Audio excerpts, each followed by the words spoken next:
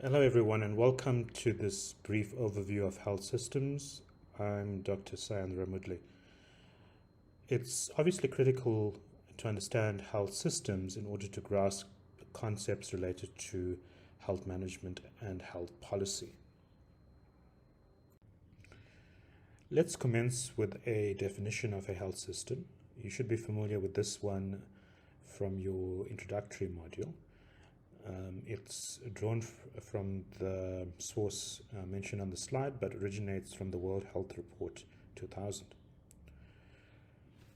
So, a health system consists of all organizations, people, and actions whose primary intent is to promote, restore, maintain health.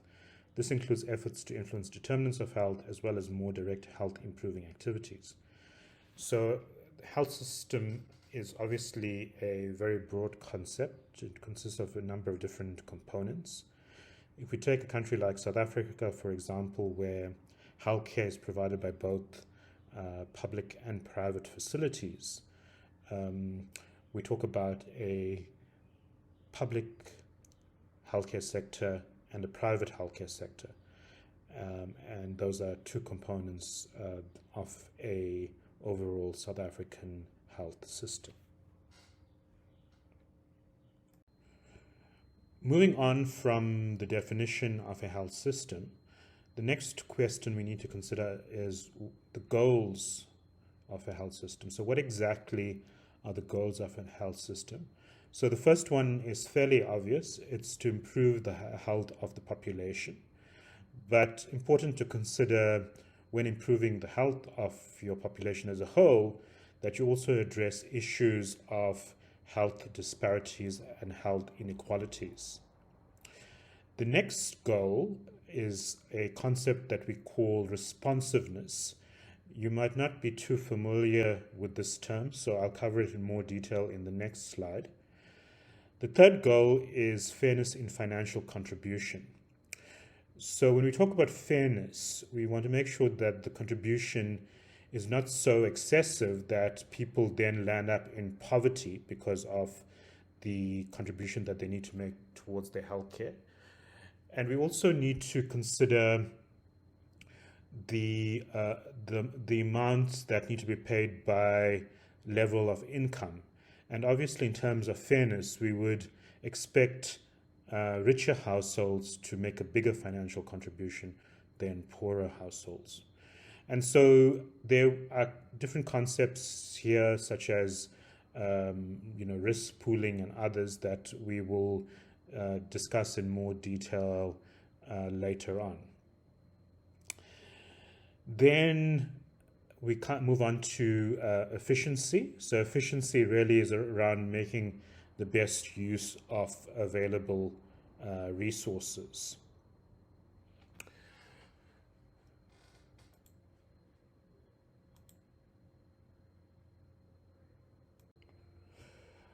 Okay, so as I said, we were going to discuss one of the goals in more detail, and that's responsiveness. So responsiveness relates to meeting the expectations of the public beyond those related to improving health.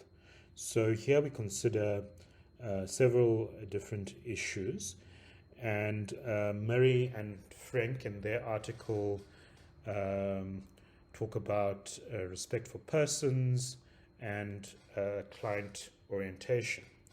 So respect for persons, we talk about different components: respect for dignity and patients' rights, respect for individual autonomy, which relates to people being able to make their own decisions regarding their health, and respect for confidentiality, such as ensuring the person's medical history and medical records are kept confidential.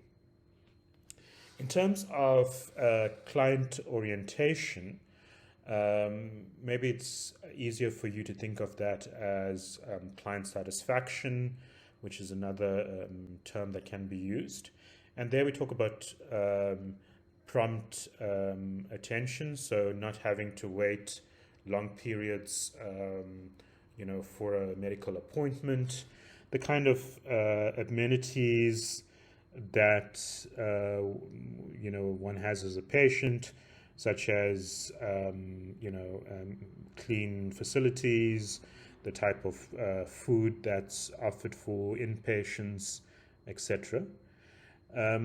Access to social support networks. So it's important that people are not placed, for example, if they're admitted too far away from their homes, so that they still have access to support from family members. And then the choice of provider, be that an individual provider or the health facility that the person attends. So that's essentially the issue of responsiveness as a goal of the health system. Let's now consider the functions of health systems. Marianne Frank referred to 4 different functions: stewardship, financing, resource generation, and provision. In terms of stewardship, that refers to setting the rules, regulations, and priorities of a health system. And there are a number of components to that. We then look at financing, which comprises of revenue collection. So that might be in the form of taxes, private insurance, etc. Then you have the pooling of funds. And if you think about countries with national health insurance, those funds are pooled at national level. If you're talking about countries with private health insurance or medical aids, there's fund pooling within those individual different medical aids or health insurance.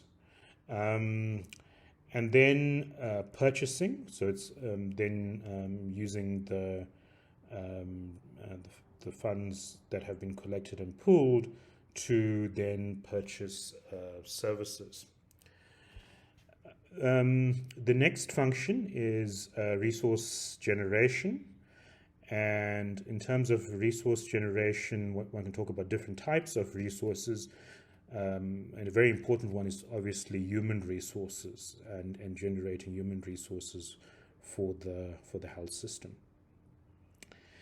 Thereafter, an obvious function is then the provision of health services, which might be personal health services which are received at an individual level, or non-personal health services where it's you're talking about mass education campaigns as an example of non-personal health services.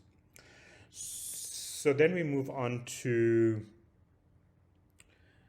the health system building blocks. So again, you should be familiar with the health system building blocks from your introductory module. And you can see the similarity there between the functions of a health system and the building blocks. So the building blocks talk about leadership and governance, financing, health workforce, medical products, vaccines and technologies, information and service delivery. So we will be talking quite a bit about the health system's building blocks during the course of this module.